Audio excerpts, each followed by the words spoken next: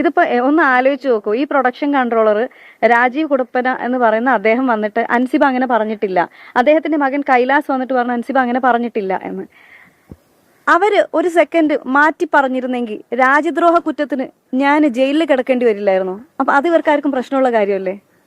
ഇത്രയും വലിയ ക്രിമിനൽ പരിപാടികൾ ഇവരെല്ലാം ചെയ്തു വെച്ചിട്ട് ഞാനിത് സഹിച്ചോളണം എന്ന് പറയുന്നത് എന്ത് ന്യായമെന്ന് എനിക്ക് മനസ്സിലാവുന്നില്ല. അപ്പൊ ഇത് ചെയ്യുന്ന ആളുകൾ ഒരിക്കലും നമ്മുടെ മുന്നിൽ, ഈ സൊസൈറ്റിയുടെ മുന്നിൽ ഞെളിഞ്ഞു നിന്ന് നല്ല ആളുകളാണ് എന്നുള്ളൊരു കപട മുഖത്തോടെ നിൽക്കാൻ പാടില്ല. അവരുടെ ആ കപട മുഖം താഴെ വീഴ തന്നെ വേണം. ഇതുവരെ റിപ്ലൈ ഒന്നും വന്നിട്ടില്ല. അപ്പൊ അതുകൊണ്ട് പരാതിയുമായിട്ട് മുന്നോട്ട് പോവാന്ന് വിചാരിക്കുന്ന ഇദ്ദേഹമാണ് എന്റെ. അതെ അതെ. ഒപ്പം തന്നെ ഈ സാമ്പത്തിക ഇടപാടുകൾ ഉണ്ടായിരുന്നു. ഒരു കൈലാഷ് ഒരു മ്യൂസിക് ഷോ നടത്തിയിരുന്നു, 11 ലക്ഷം രൂപ അവിടെ കൊടുത്തിരുന്നു. സരയു ഭർത്താവിനെ കൊണ്ട് ഒരു AV ജയിച്ചിരുന്നു, 2.5 ലക്ഷം രൂപ കൊടുത്തിരുന്നു. ഇതൊക്കെ അൻസിബ അന്ന് ചോദ്യം ചെയ്തിരുന്നു കാര്യങ്ങളൊക്കെ. ചോദ്യം ചെയ്തിരുന്നു. ഇത്തരം ചോദ്യം ചെയ്യലാണോ ഇത്തരം ഇങ്ങനെയൊരു മറുപടികൾ ഉണ്ടായിരുന്നു അവർക്കെന്ന്? ഇത് ആദ്യത്തെ ഇഷ്യൂ എന്ന് പറഞ്ഞാൽ, ഇപ്പൊ ഞാൻ ഇപ്പോഴാണ് വാട്സപ്പ് ചാറ്റ് എടുത്ത് നോക്കിയത്. അതായത് ജനുവരി 12-ന് പ്രസിഡന്റ് നമ്മുടെ EC വാട്സപ്പ് ഗ്രൂപ്പിൽ മെസ്സേജ് ഇട്ടിട്ടുണ്ട്, ടൈറ്റിൽ സ്പോൺസർഷിപ്പ് ടെമ്പിൾ വരുന്നതിന്റെ ഡിസിഷൻ എന്താണ് എടുക്കുന്നത് എന്ന് ചോദിച്ചിട്ട്. അപ്പൊ അതിന്റെ മുന്നേ ഇതിന്റെ ചർച്ചകൾ നടന്നിട്ടുണ്ട്.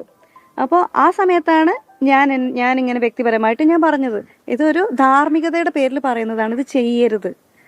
ഒരു വളരെ സെക്യുലറായിട്ട് നിൽക്കുന്ന ഒരു സ്ഥാപനമാണ്. അപ്പോൾ നമുക്ക് ടെമ്പിൾ വേണ്ട, മോസ്ക് വേണ്ട, ചേർച്ച് വേണ്ട, അല്ലെങ്കിൽ നാളെ പാർട്ടികൾ വരും, ഇതൊന്നും വേണ്ട. ഇതൊന്നും ഇല്ലാതെ തന്നെ 32 വർഷം നടന്നു പോയൊരു ചരിത്രം അമ്മയ്ക്കുണ്ട് എന്നിരിക്കെ ഇപ്പോഴും സ്പോൺസേഴ്സിനെ കിട്ടാൻ ബുദ്ധിമുട്ടുള്ളൊരു സംഘടനയൊന്നും അല്ല.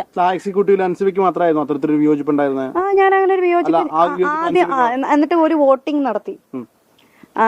വോട്ടിംഗ് നടത്തിയ സമയത്ത് അപ്പൊ ഞാനിത് പറഞ്ഞു. ഇതിന്റെ മുന്നേ വേറെ 1-2 പേര് ചോദിച്ചിരുന്നു, അത് അമ്മ സംഘടന ഒരു സെക്യുലർ സ്ഥാപനമല്ലേ, അപ്പോ നമുക്കൊന്നും കൂടെ നോക്കണമോ എന്ന് ചോദിച്ചിട്ടുണ്ടായിരുന്നു. പക്ഷെ ചെയ്യരുത് എന്ന് വേറെ ആരും പറഞ്ഞിട്ടില്ലായിരുന്നു, നോക്കണമോ എന്ന് ചോദിച്ചിട്ടുണ്ടായിരുന്നു. അത് കഴിഞ്ഞിട്ട് ഞാനിത് മെയിൽ അയക്കുകയും വാട്സപ്പിൽ ഞാൻ നോട്ട് ഇടുകയും ഒക്കെ ചെയ്തു. അപ്പൊ അതിനുശേഷമാണ് ഞാനിത് ഈ മെയിലൊക്കെ അയച്ചതിന് ശേഷം അമ്മയിലെ തന്നെ മറ്റൊരു മെമ്പർ എന്നെ വിളിച്ചു. പിറ്റേ ദിവസം എന്നെ വിളിച്ച് ചോദിച്ച ടോൺ ഇതാണ്, മോളെ നീ എന്തിനാണ് മോളെ അമ്പലത്തിനൊക്കെ എതിര് നിൽക്കുന്നത്? ഞാൻ സിനിമയിലൊക്കെ ഇങ്ങനെയുള്ള ഡയലോഗ് കേട്ടിട്ടുള്ളൂ. അപ്പൊ ഞാൻ ചോദിച്ചു, ചേച്ചി എന്നെ ഭീഷണിപ്പെടുത്തുകയാണോ? ഞാൻ അമ്പലത്തിനും പള്ളിക്കും ക്രിസ്ത്യൻ ചർച്ചിനും ഒന്നും എതിര് നിൽക്കുന്ന ആളല്ല, എന്നെ അങ്ങനെ വർഗീയവാദിയാക്കാനുള്ള ശ്രമം നടത്തല്ലേ ചേച്ചി എന്ന് പറഞ്ഞു.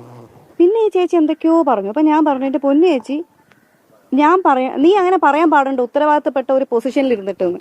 ഞാൻ പറഞ്ഞു, ചേച്ചി ഞാൻ ഉത്തരവാദിത്തപ്പെട്ട പൊസിഷനിൽ ഇരുന്നിട്ട് ഞാൻ എന്ത് പറയണമെന്ന് ഞാനാണ് തീരുമാനിക്കേണ്ടത്, ചേച്ചിയല്ല.